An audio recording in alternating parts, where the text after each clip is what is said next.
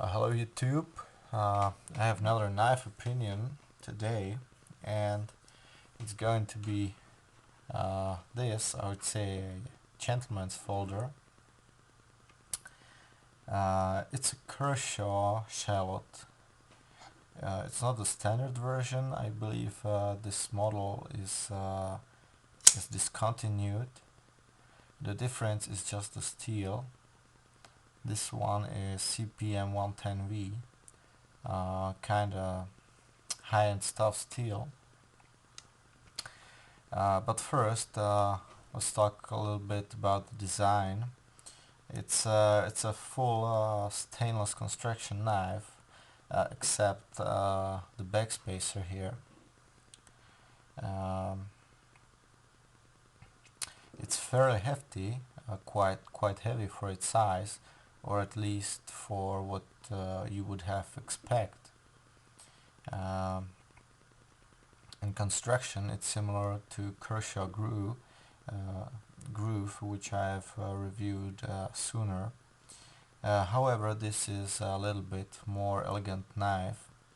As you can see, the lines, the design, it's kind of really smooth design. Uh, it's a frame lock, as you can see, and the frame lock is a little stiff, which is okay, but it's easy to disengage. The inner side of the scales, the side which you are unlocking, is not sharp, as I have complained about my ZT. This is quite nicely a rounded edge, so it doesn't hurt your finger that much. So another point which I like. Furthermore, you can change the clip position only to the right side, up or down. That's fine for me. I prefer this position.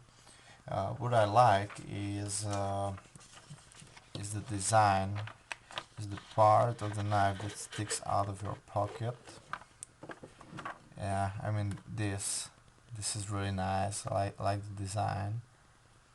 I mean it's really nicer, a lot nicer. For example, if you place tenacious in your pocket, then it looks like yeah, kind of using user knife, beater knife, or something like that. The shallot opposite to that looks really elegant to me, at least to me. Maybe not to you, but for me, it's that way. The knife itself incorporates assisted opening, which I really like. There's no thumb stud, as you can see. It's just a flipper. You need to get a little bit used to the flipper, especially this type on the shallot. It's not that big, as you can see. For example, on the groove. Now this flicks really easily and smooth. This is not that smooth. However, the assisted opening really helps it, and it's lightning fast. I don't have any complaints for this. Blade itself is relatively thin, which is okay. I prefer this for a knife of this size for the EDC. Something special are the Kershaw serrations. They are, they're not the standard serrations, as you may know from Spyderco's, Bucks, or Cold Steel's, Benchmade's. They are rounded serrations.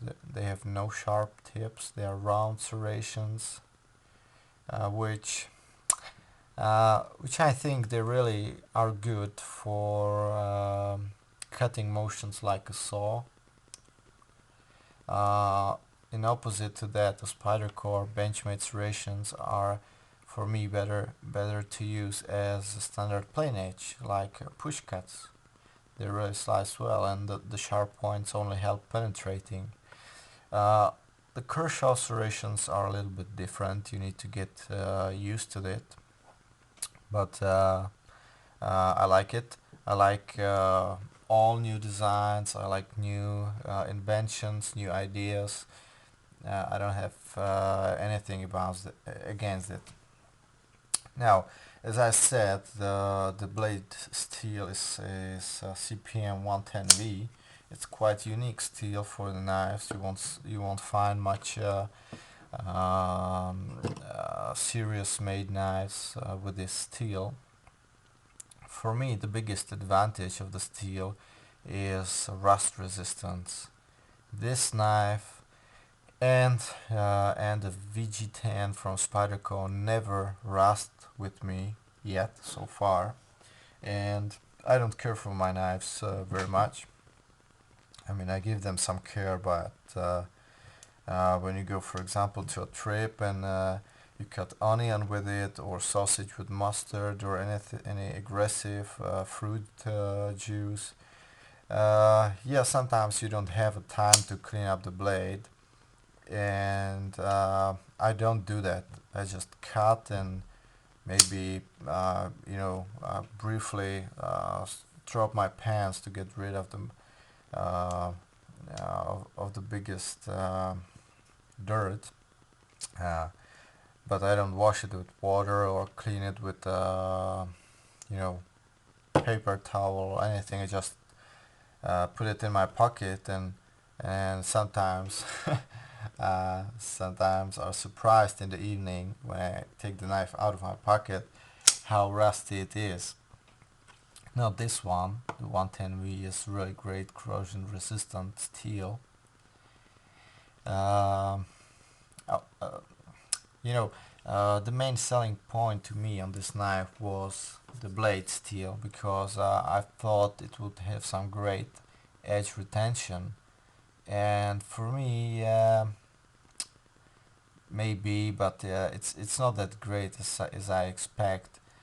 I've searched the forums and discussions on the website and blade forums, and I thought that Kershaw runs the heat treatment of the 110V a little on the lower hardness scale. Um, I found informations that the blade steel should be hardened somewhere between 58 to 59 RC, which I suggest for this type of high-end steel for 110V is really really low.